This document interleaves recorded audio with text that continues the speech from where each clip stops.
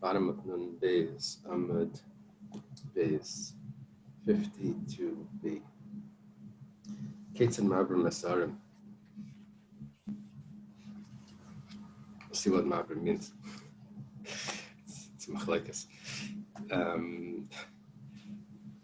Let's say what it means is, how do you measure the edges of the city? So the Mishnah says, Bayis nechnas, bayis yotze. If you have a house that's sticking out and one house sticking in, this would be a city that doesn't have walls. Pagam nechnas, pagam yotze. Sometimes if it does have a wall, they have in the walls, they have these like larger areas. Sometimes they're like stations for guards or something that they can go in and go up on top. So these could be protruding inward, protruding out of the wall. They're sometimes larger. I'm imagining those things in the wall of China. Sometimes they have ruins that are still high, 10 tvachim. With Gesharim, there's bridges. We're on top of Nun Gimel now. And the fascists are some sort of mausoleums, places for where they would bury, maybe gravestones, or maybe it's like oils, like an area over a grave. Sheshman Beis Dira, that there is a place of residence. All of these things you measure from the most outer one. In other words, you gain the area just because it's protruding on one spot on this side, on the east is protruding. The whole east has an extra, that extra area is given to the east side. Rashi's example, if it's protruding on the northeast, it's all the way to the southeast. It's all there. It's all given to them. So they make a straight line. But it's nice to come in tabla merabas. They make it like a square. Rashi explains cities don't have to be squares. You can have rectangle cities and other types. What it means is that it's not a circle. You square off any edges, so that if it does protrude, like a circle would be protruding in the center, you give it the whole side, the center piece that's protruding, that allows for the whole side to be given to it. So you gain corners. The Sheniskers is obviously you gain these corners. Is this because he's there making it versus the Elon identified the north or the south, the exact spot? Otherwise, he didn't do anything. Like, why by the Elon does it have to be as specific? It's because he's not there and he's trying to identify it without going, and here he is there? I think what we're doing is when we're measuring the perimeter of the city, so the city gets measured by these things that are protruding out. That's for an entire city. This is Eruv Chatzeris or something? Or no, we're going to measure an Eruv Tchumen from the most outer part of the city. We're going to then measure 2,000 amas. So where is the most outer part of the city? So if there's one road, I would say, well, you measure from the most outer, from the edge of the road. The Mishnah says, no, you don't measure from the entrance, to the 95. You measure it from the most outer part of the wall, the most outer house. Even if there's a grave out there, it gets measured by that. And then, which is a gain to how far a person needs to walk.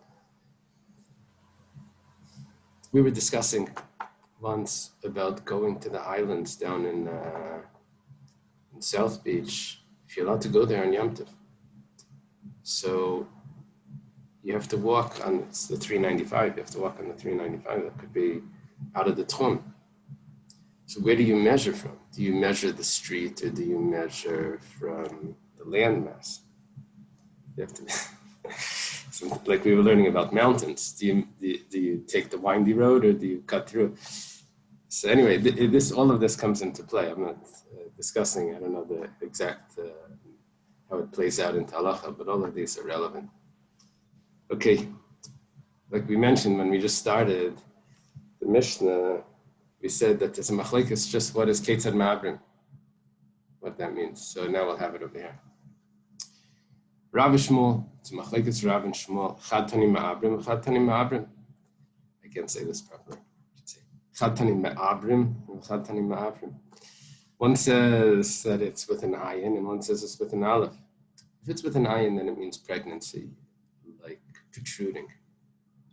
If it's with aleph, then it just means an extra limb, which also means protruding. So, mandatani ma'abrim, aver. One that says that it means a limb. So it means limb by limb. That means that you measure it from if something's sticking out. Mandatani ma'abrim, kisha ubra. Kisha ubra, like a pregnant woman. And the Rabbeinu Hananel here has a whole list of things between Rav and Shmuel. He also has decisions, who said what. Our Gemara doesn't really decide if Rav said it or Shmuel said it. I forget the name of the Sefer of Reuven Magalius, but he tries to prove based on other statements of Rav and Shmuel, Shem Olam, maybe. That's not the Sefer Naftali that he gave me. Shem Olam, I think he says, I don't have it. I think he said, over there he says, he tries to prove which one is which. This holds right. As we'll see further in the Gemara, there's other thing. There's one instance where the Rebbe said different. We'll see. Marasa Machpelah. Okay, the cave that Sarah was buried in. Rav Shmuel, Machlekes Rav and Shmuel. Chadam Shnei Batim Zel Lefnei Mizeh. One says it's two houses, like two rooms. A bias could be a room, one inside the other. One says that it's 2 stories. You have to go up. It's one on top of another. If we say it's one on top of the other, it's doubled. 2-story house. It's a big deal. But if it's 2 rooms, one within another, my machpela, what does it mean doubled? It's 2 rooms. There's a room and there's another room. That's not doubled. That's a second room. Shekvula bezuga it's doubled because of the people. There's everyone that's buried there is buried in a pair. It's buried in a pair. There used to be, as we'll see. Let's see further. Mamre Kiryas Arba. That's further in that pasuk, Marsa Machpelah, which is in Mamre Kiryas Arba. Rabbi Yitzchak Kiryas Arba Zugas. Usually you translate it's Arba because the 4 giants. It's the 4 peers that are buried there. Adam B'Chava, 4 couples. Avram Sarah, Yitzchak and Rivka, Yaakov and Leah. Those are the 4 couples that are buried there. They would bury always husband and wife together. It's a bit chiddush. Rachel wasn't buried with Yaakov. Yeah, apparently the marriage, as was understood over all the ages, is like eternal. That even when they're buried together. For some reason, I'm not sure exactly why, but now it's not done so much. But in Europe, it was husband and wife together. It has to do with the war. It has to do with after World War II, they stopped doing that because there were so many people that lost spouses. I think it's only since World War II where they stopped doing that. Someone has to look into that. It's interesting how the 4 giants parallel the 4 pairs. A very interesting connection. Yeah, that's odd. Okay. You have a comment, Danielle? Do you have a match for each one? Yeah. You do? Yeah. Is it in the book? Exiles. The 4. Is it in your book? Is it in your... I think so. Yeah. I'll find it.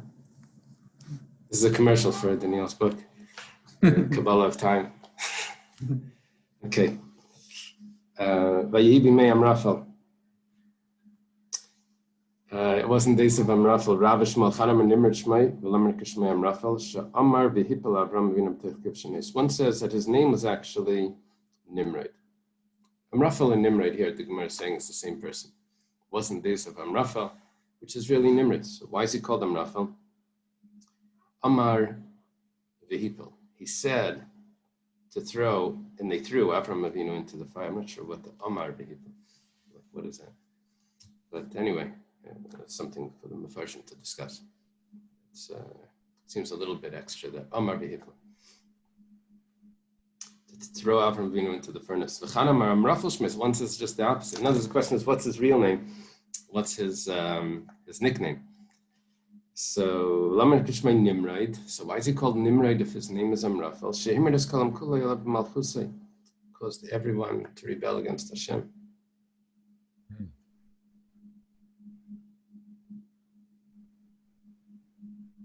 Malchusay. I guess it means during his reign. Okay. V'yatam melech chadash al Mitzrayim, a new king came up on Egypt. Rabbi Shmuel, it's Machlekes Rabbi Shmuel, Chadam or Chadash Mamish. One says it's a new king, Mamish a new king. Today we would translate that as a new dynasty. That's what we would say. And V'chanam Rishinis Chadshu Gzeireisev. No, it's the old king, or the old dynasty maybe. But there were new decrees. Mandam Chadash Mamish Tiksiv Chadash. Okay, that's easy. I get why he says that it's new, because it says new. How does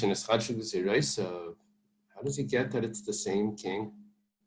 Maybe the same dynasty? It doesn't say that he passed away and then a new one came to reign.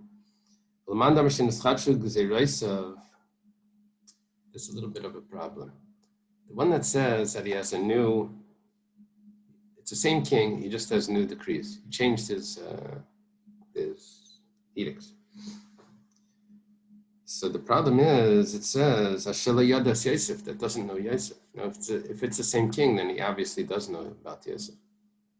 So Maya Ashela Yadas Yosef, what does that mean?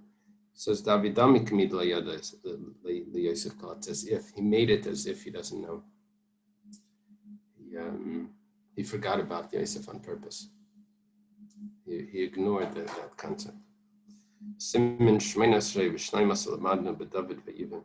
This is a siman to remember the next Gemara, which, as we'll see in the Gemara, simanim are important.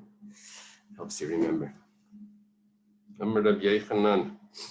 Rabbi Yechanan. Yechanan is a Meir in Eretz Yisrael. We're going to see a little bit about him. He says, Yudchas Yamim Gidalti Yetzel Rabbi Sheh Beribi. 18 days I learned Torah by Rabbi Yoshe the Great. Beribi means the Great. And I only learned from him one thing. Ketzad Ma'abrim Esa'arim Ba'alef. When our Mishnah, if you look back at our Mishnah, it says Ketzad Ma'abrim. It's supposed to be with an Aleph. It's Rabbi Yechanan learned one thing. Eini, is that really so? Rabbi Yechanan. It's interesting, the 18 days. That has to do with specifically Evarim. I don't know. Rabbi Yechanan says, one second. Is this so? We have another statement from Rabbi Yechanan. Yud Beis Talmidim Hayla Rabbi Yoshe Beribi. Rabbi Yoshe the Great had 12 students. I was with them for 18 days. And I learned the heart of all of the students. I learned the wisdom of all of the students. Rashi explains you understand how each one was different than the other, sharper. The Gemara asks, he learned about the personalities, but he didn't learn the Gemara. He didn't learn teachings. He only learned one teaching. In other words, I guess it's like, how did he learn about their qualities if they weren't discussing any teaching? So Iba Yasema,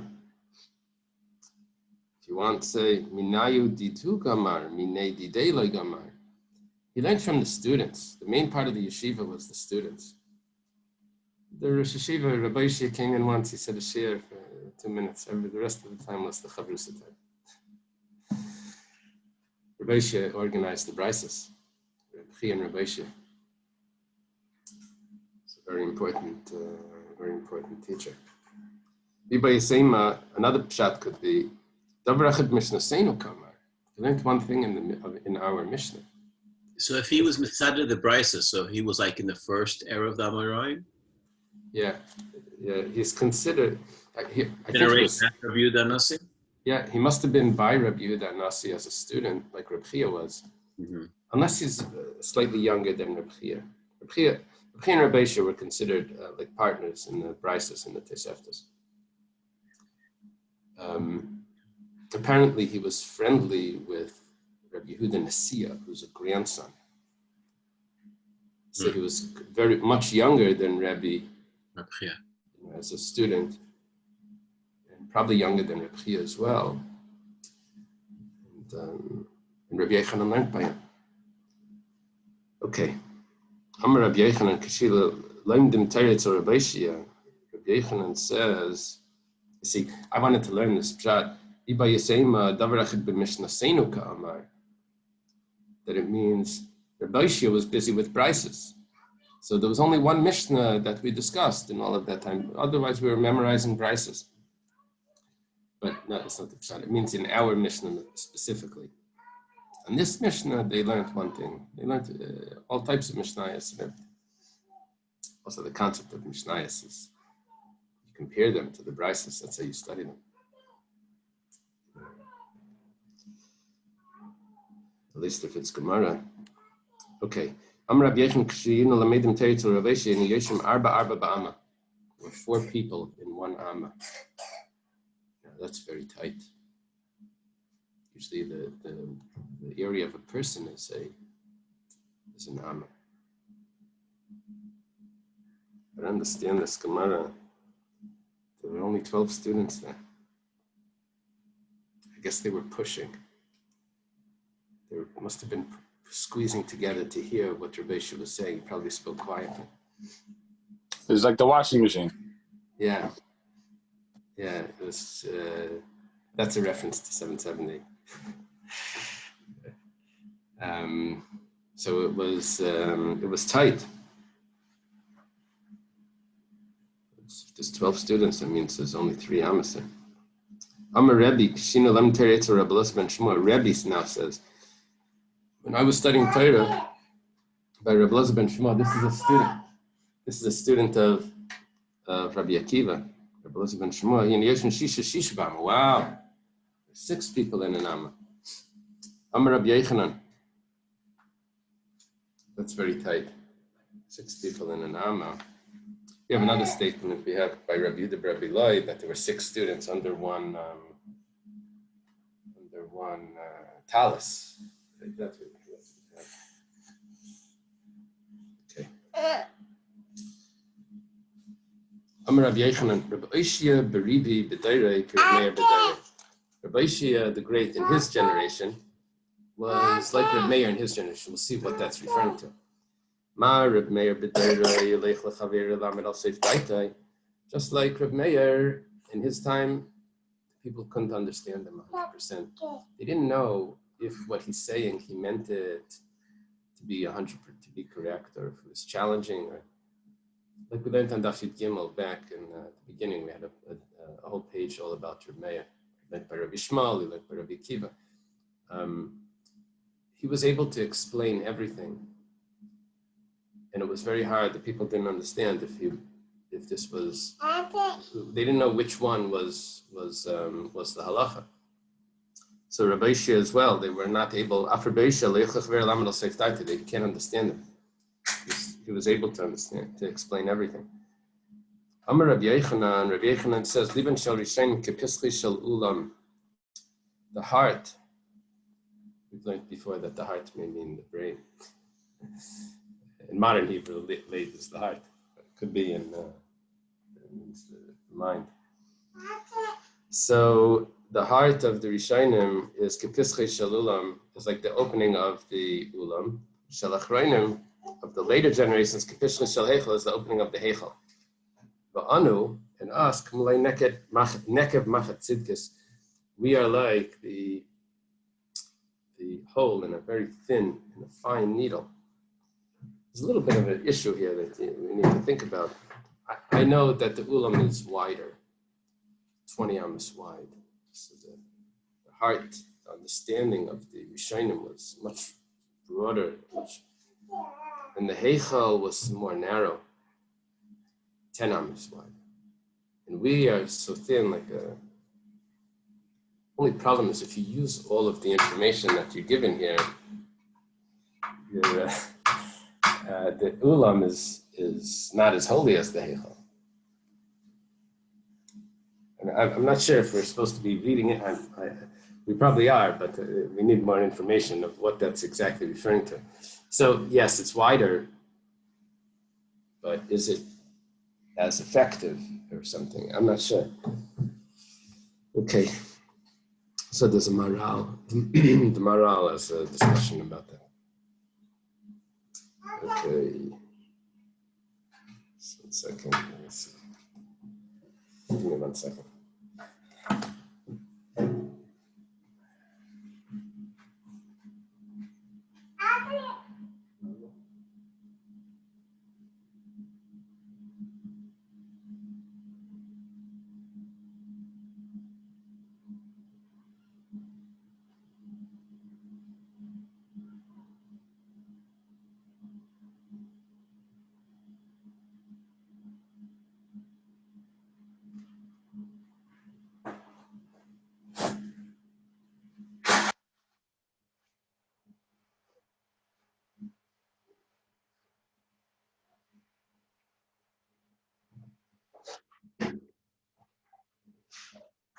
Okay.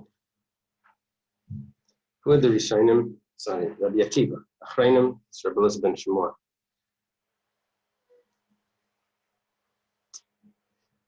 Rishonim is Rabbi Akiva. It's only one generation earlier. So that's quite a statement. That all of this changes were made in that one generation. Rabbi Elazar ben Shmuel is a student of Rabbi Akiva. Ikadami, as some say, Rishonim is Rabbi Elazar ben Shmuel, Achrayim is Rabbi Shibiribi. That's a huge jump. Some say that the earlier generations, that their heart was as wide as the ulam, 20 amas wide. It means that they had an understanding, great understanding. That's referring to Rabbi Elazar ben Shmuel. And Achrayim is Rabbi Shibiribi, already the Amarayik. Va'anu, nas, Kamlei Nekev Machat Tzidkis. We are like the hole in the fine needle. Amar Abaya. Yeah, the general concept in Chazal is that there is Yeridas Aderes. As the generations go on, we get our understanding gets less and less. The academic world doesn't think like that at all. In the secular world, a little bit, they give a little bit of respect to the. They think advances and all that. That's a totally different approach.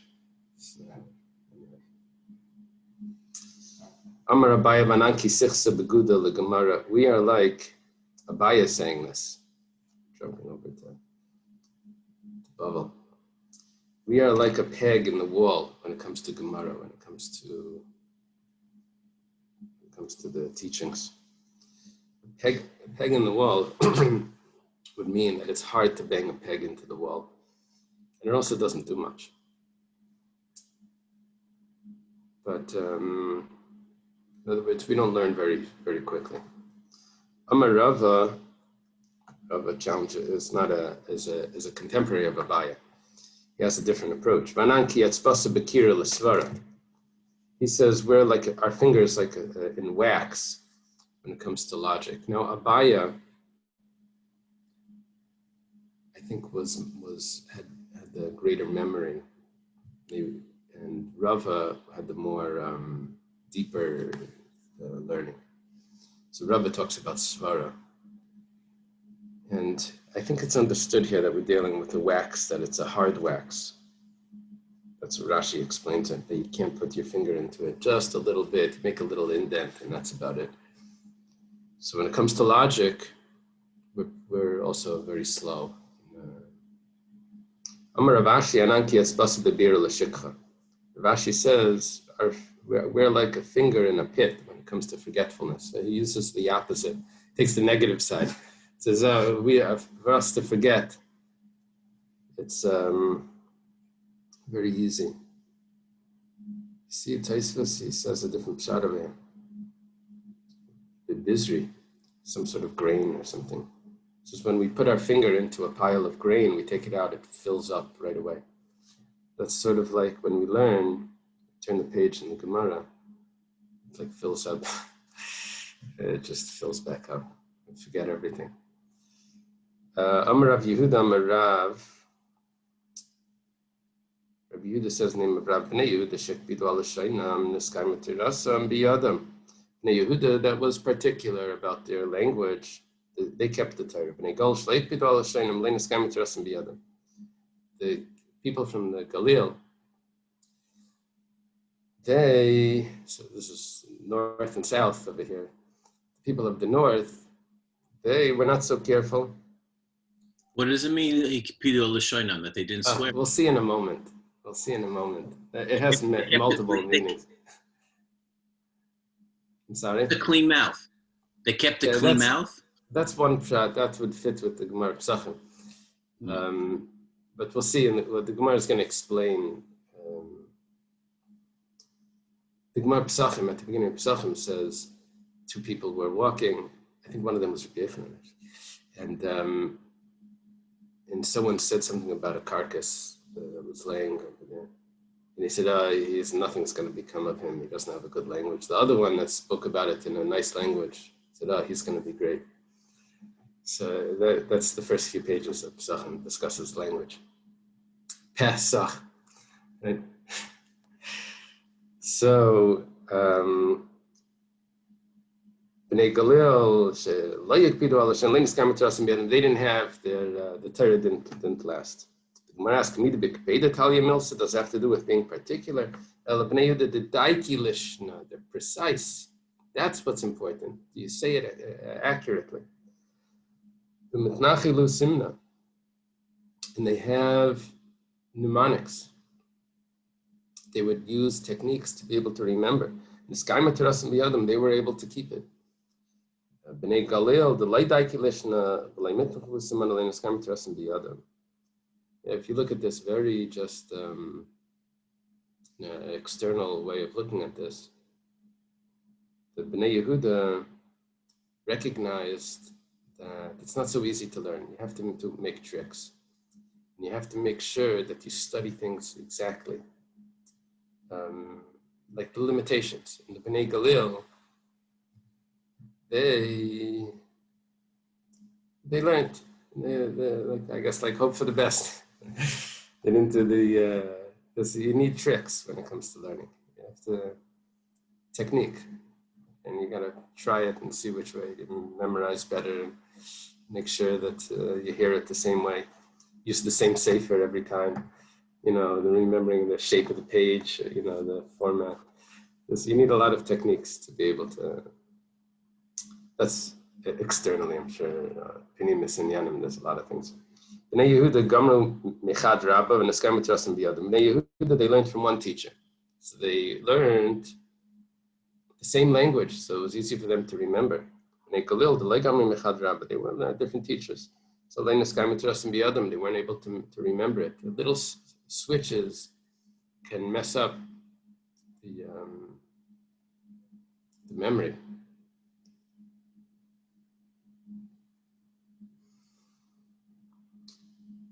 Thanks for sharing.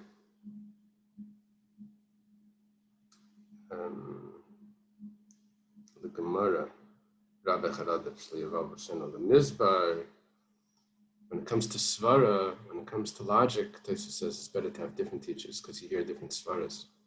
When it comes to the basic teaching, then it's better to have one teacher. Ravina Amar, Bnei Yehuda the Galu Masechta Neskam Mitzras and Biyadam, Bnei Galu the Galu Masechta Neskam Mitzras and Biyadam. Ravina says the difference between Bnei Yehuda and Bnei Galil is if they were Galam Masechta. There are three interpretations for Galam Masechta. One is they would teach what they learned. They didn't keep it to themselves. That's why the Bnei Yehuda kept it, were able to have the Torah, because when they heard something, they said it over. They were Galam Masechta. The second pshat, Rashi says, Galam Masechta is that they tried to understand the reason for each name. That's why it was Niskaima. It wasn't just memorization. They thought about it and they tried to understand it.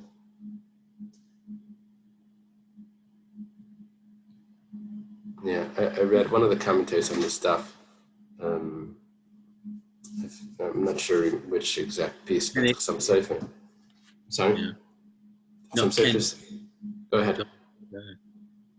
Some sefer said that it's very hard to remember what you learned, but if you make a chiddush on it, then you remember it. The chiddush helps you remember.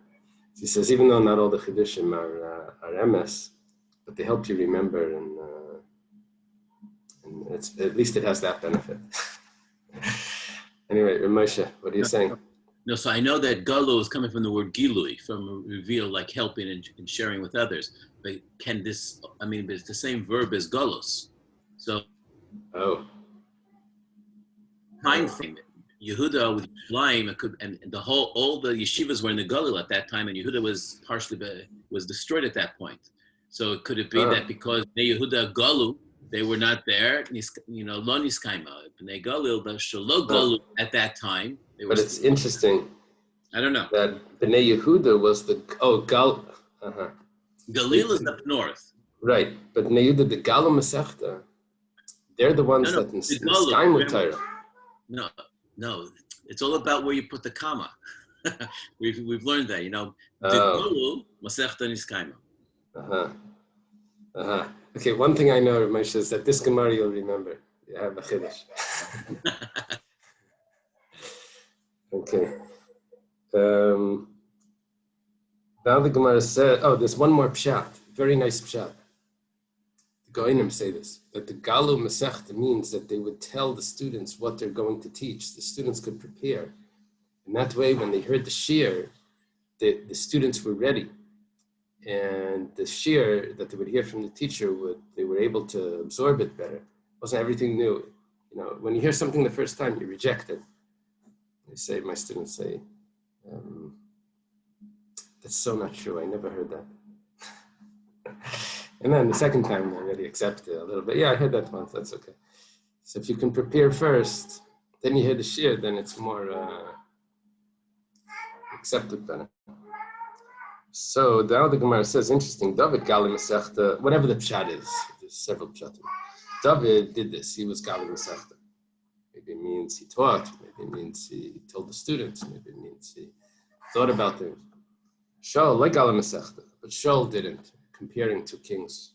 David the Galim Masechta, Ksiv Be'yerech Yeruni V'yismachu. Those that fear me, that fear you, will see me and they will rejoice. Shaul, the Galim Masechta, Shaul that didn't do this. So it says, everything that he turned sour, turned bad. It has to do with, Rashi quotes the Gemara Brachas that David would paskin. And then he would ask Mephibosheth. David was teaching, that's the way he read. Okay, and Shaul not. What happened with Shaul? Well, he heard two possibilities. One is we're dealing with Amalek, how he made a big mistake with Amalek.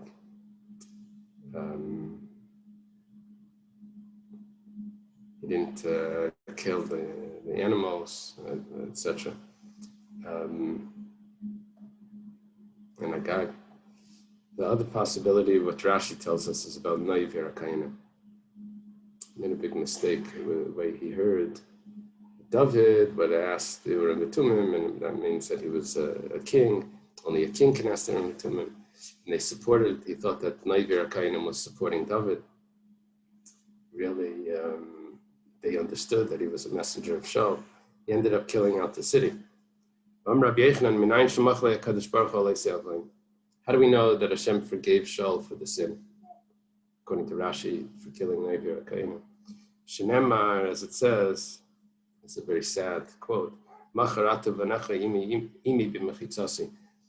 It sounds not. The Gemara is making something nice out of it, but it was really a horrible situation where he's talking to the witch, brings up Shmuel. Shmuel tells him that there's going to be a battle, but tomorrow, referring to Shaul and his sons, you and your sons will be with me.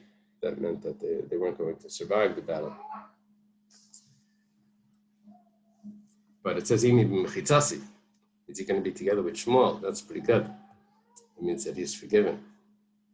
Amar Rababa says, Yikad Mashal of Nehuda Daiki Lishni, Ma'avrin Tanan, Akuza Tanan, Yadi. If we can get someone to go ask Bnei Yehuda, should the Mishnah say Ma'abrin, or should it say Ma'abrin with an ayin? Should it say Akuzu or should it say Akuzu? That's a reference to the Gemara B'chayris about a mum.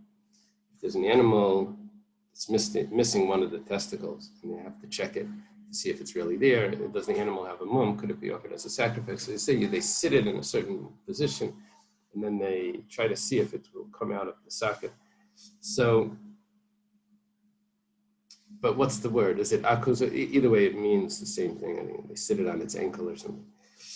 So Sheldon, they asked them, and they said, Ikadetani ma'abrin, vikadetani ma'abrin. Some learn it like this, some learn it like that. It's like the old joke. They asked the old guy, what was the minhag? And he's like saying, yeah, whatever. But then they say, because now we're fighting. And he says, yeah. And that's the minhag. They argued about it back then. Ikadetani yakuza, vikadetani yakuza, exactly the same thing. There's two versions. We had the same discussion back then. See, when first joke, he said when Adam told it to Chava, she said, "I heard it already." I know all the jokes back in the Gemara started in the Gemara, probably even before that. Okay. Bnei Yehuda. The Daiki Lishnimaihi, what are we saying over here? Bnei Yehuda, they were precise. What does it mean? They're precise. Give me an example. Where it says, Do Bar Yehuda, was this person from Yehuda, he says, I have a talis to sell.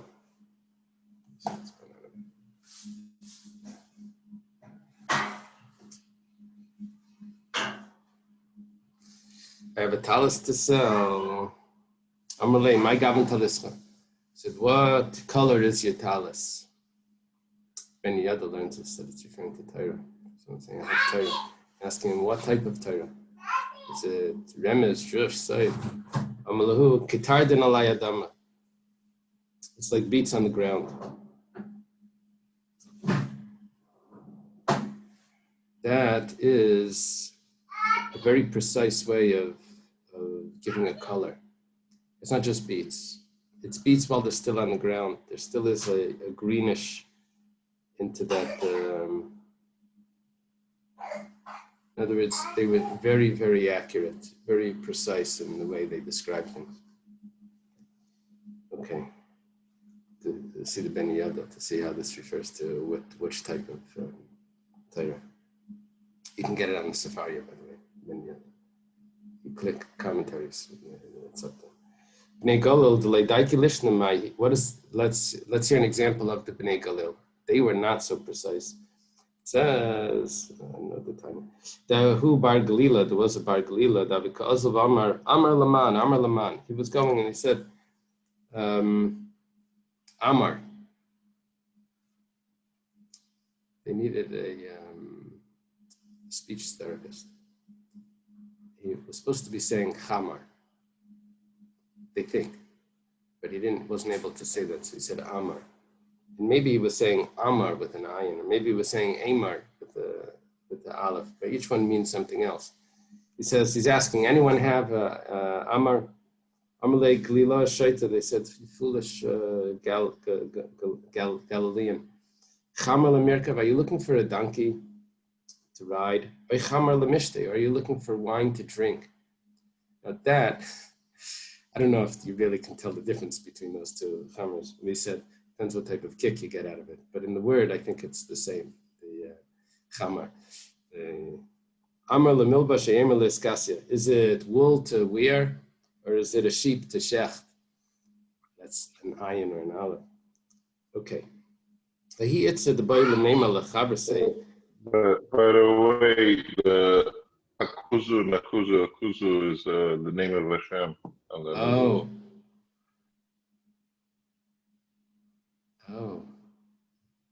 I like on the back of the mezuzah. It has that. No, it has that name. But does the aleph make a difference? I know the kuzu is. No, the aleph and the ayin are not. Oh. There. Just. So that's interesting. That's interesting.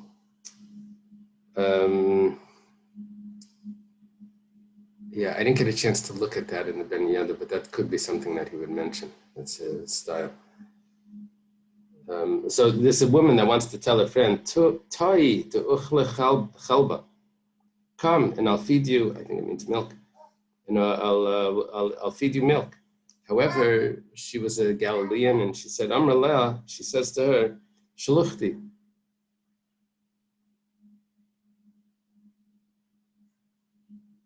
Because she wanted to say.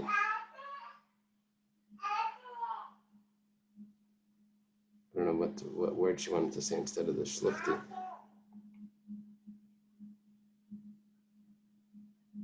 Shalufti. She wanted to say shalufti, but she said shaluchti. Shalufti is means a friend. Okay, shaluchti is a neighbor. Tuchlach lavi, instead of chalva, she said lavia. Lavia means a lion. And I'll feed you to a lion. It doesn't sound good. So the mistakes here, in other words, there's terrible mistakes that they make if they're not precise in the words. It's like the opposite of our Rosh Hashanah. We have to be very precise. L'chaim. Oh, sorry. Sorry? So it was supposed to be tochli chalba, and she said tuchlich lavia. The chet got she put the chet with the previous. I guess with the end of the last word, I guess. There was a woman that came to a judge, Amrullah, Mari Kiri Tifla Havas Li Veganvach Min. The Kedu Havas the Kadshadru Lachilave Lematakarach Ara. So this woman says like this, Mari Kiri. Now, Kiri means a judge, but that's with a kuf. Or master. It means a master. Kiri would mean a master. With a chaf, it means a slave. So she didn't say it correctly, and she said it as a slave instead of a master, which is opposite. That would be a C or a K. That's something like that. Tifla, she wanted to say tavla. She meant a board, but she said tifla means a beam. I had a beam, but it got stolen from me. She wanted to say it got stolen from me, but she said they stole you. I had a board that got stolen from me. She said they stole. I had a beam that they stole you. They stole you. Doesn't exactly fit, but then she says it was so big that its feet wouldn't touch the ground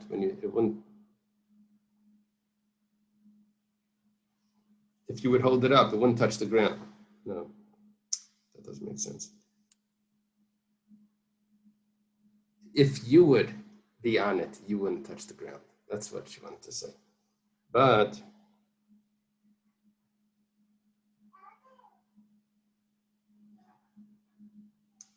she ended up saying, Rashi says that If- that you would stretch. if we would stretch you on it, you wouldn't be able to touch the ground. Yeah, that's what she ended up saying. What did she want to say?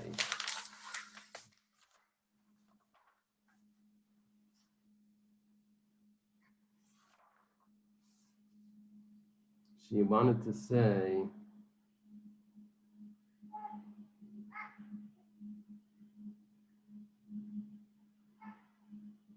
that when they would hang you upon it, your feet would not reach the ground. I don't know what she wanted to say. That either way, it doesn't sound great. Okay. Amsa de Bei Rebbe, the maidservant in the house of Rebbe, when she wanted to speak with wisdom, rhetoric, she would say the following: Alas nakvas bekad, the ladle is banging against the jug. Yadan nasharya lakineyan, let the eagles fly to their nest. That's referring to there's no wine left to drink, so the Fabrengen's over. Let the students go home. What does it mean the ladle's banging in the jug? That means the ladle usually floats above the liquid and it's reached the bottom. So it's banging on the bottom of the jug. So that was her expression. When she wanted them to sit, Yadi basar chaverta minay, will remove another of its friend. It means another stopper in the wine. We'll open up another bottle. And the titkafi alas bekad ki ilfadas l'biyama, and the ladle will float in the jug like a ship that floats in the sea. It means we have more to serve, so hang around. That's Rabbi Yossi Barasian Kev Mishtoy B'Lashon Chachma. Rabbi Yossi Barasian, when he would speak with wisdom, Amar Asal Lishar B'Mishpat V'Tor Miskin. This is very interesting. He would translate syllable for syllable. He said, "Make for me shar b'mishpat." Now, a shar in Aramaic is a tar, and mishpat is din. When you put those two words together, tar din means beats. This is a way like kids can make these secret languages. You translate half words, and then you. V'tor miskan. Tor. Now he uses an Aramaic. Tor. Tor is a mountain. It's a har. And miskin is dal. It's like poor. So har dal. It's har dal. I want beets with mustard. That's what he's saying. Make for me tardin with chardal is sharba mishpat tar miskin. Okay. Karavishol bush pizza, when he wanted to know about an inn, a host, Amar Hachi, he would say the following: Gevar pum dein chai, mazu tayviyich. So Gevar pum dein chai goes like this. Gevar is ish, pum is p, dein is zu, and chai is raw. So man, mouth, this raw. And in Aramaic or in Hebrew, the way we would put that would be ush bezichna, which means a host. Again, he's translating syllables. Ush bezuchna. Mazu type is it good? Is the in good? Can you repeat that again? Yeah. I didn't get it. Yeah, Gevar is ish. Pum is P. Dain is zu. Dain means this. Zu. And chai means raw, is na. Na, like na mavashal. Right? So when you read that together, ush pi zu, Okay. ush pi zuna, or ush bizu. Ush bizu. Ush bizuna. Ush bizichna or something. Okay. Rabavo Kev Mishtay B'Lashon Chachma, when he would speak, Rabavo would speak with wisdom in this language of the rhetoric. Avi Amar Hachi, Esrugu lepechamim, esrigu means to make red the coals. And apparently, esrogim were red. Not where I went to get esrogim. But esrigu, interesting. What is Rashi saying, the esrigu? Esrigu haviru esabachanim, the esadumim ke'esrog. Spread out the coals, which means to heat up the oven. Arakiul zahavim, spread out the gold. Also it means to. Vasu li shnei magidei balta, and prepare for me 2 speakers in the dark. Magidei, two speakers. The speakers will be roosters to wake me up in the morning. He wants an alarm clock. Ikadamri, some say v'yasli bem shnei magidei balta. Make for me 2 speakers. Prepare for me 2 speakers in the dark means make roast for me 2 roosters. Wants to eat. Okay. Amalei Rabbanu Rabavo Haspinino Heichan Rabbi Eloi Tzafan. Haspinino, show us, where is Rabbi Eloi hiding? Amalahan. So Rabavo responded, Alatz benara Aaronus. He went up with the Aaronus girl. Acharonus Iranus veniraso. Late, she kept him up late. Iranus, I guess because she was beautiful, she kept people up. Veniraso, and she kept him awake. So he was late because he was up all night with her. So Amila Isha Amila Masechta. Some say that means that he had just gotten married. And Arinus means is a way of talking about a Kohen, from a Kohen family. So he had married a young girl from a young Kohen girl. and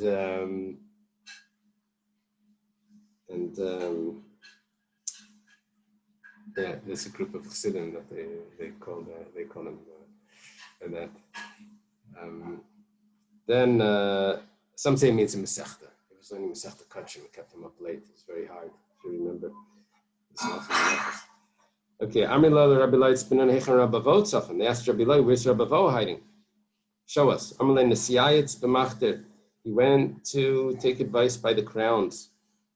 The Higniv L'Mephibosheth. He went south to Mephibosheth. That means probably went to discuss with the Nasi. They could give him smicha. Okay. Amar Rabbi Shua ben Chananya Yamalena Tzchani Elam Chutz Miyisha Tinek Betinakas. Rabbi Shua ben Chananya, this is Rabbi Shua in the Mishnah, says that no one ever won me except for a woman, a child, and a boy and a girl. Child. Ishamai, what happened with the woman? One time I was at an inn, Asali Pulim B'Yem Rishon. They made me beans first day. I ate the entire plate. The second day I ate the whole plate. They put in too much salt on the third day. I tasted it. I stopped eating. The woman said, how come you're not eating? He said, I already ate. Why do you eat the bread? You were full. Why do you even sit down? Amrali Rebbe, she says, Rebbe, maybe you didn't leave over anything on the first one. So what happened is, the waitress would not leave over in the pot. She would eat the leftovers that the people left on their plates. You're supposed to leave a little on the plate to allow the waitress to have something to eat. So they would put all the food into the plate instead of leaving some in the pot for themselves, and they would expect to get something back. According to Rambam, you're always supposed to leave something. Yeah, but this is referring to her portion, right? We're always supposed to leave over, but now even without a waitress. Exactly. Okay, so a waiter. So she's saying, like, didn't the sages say mashim peir beilfis of mashim peir bakara? You're not supposed to leave over in the pot, but you do leave it over in the plate. So maybe you didn't leave over anything before. That's why you're full now. That's what she was saying. Tinaikas Mai, what happened with the girl? Hamachzis malach baderech, because Rabbi Shua ben Chananya saying. By the way, Rabbi Shua ben Chananya would have a lot of debates with people. Gemara Chagiga tells us about a silent debate that he had. And he won. He would debate with probably Christians. So. One time he was on the road, and it was going through a field. The road went through a field. What's going on it? He said, is this not a field? He said, no, it's already a trodden path. Yeah, robbers like you, they turned it into a path. What happened with the child? So a child that was sitting on the crossroads. Which way takes me to the city? He says, you go that way, it's short and long. And that way is long and short. If you study Tanya, this should be familiar. So, I went on the short one that was long. And I wasn't able to get through. There were vineyards there, gardens. I had to go back. I said, you told me that was short. I didn't tell you that it was long also. I told you it was long. I kissed him on his head. Happy are the Jewish people, they're all so wise. From the adults to the children, everyone is alive. Okay.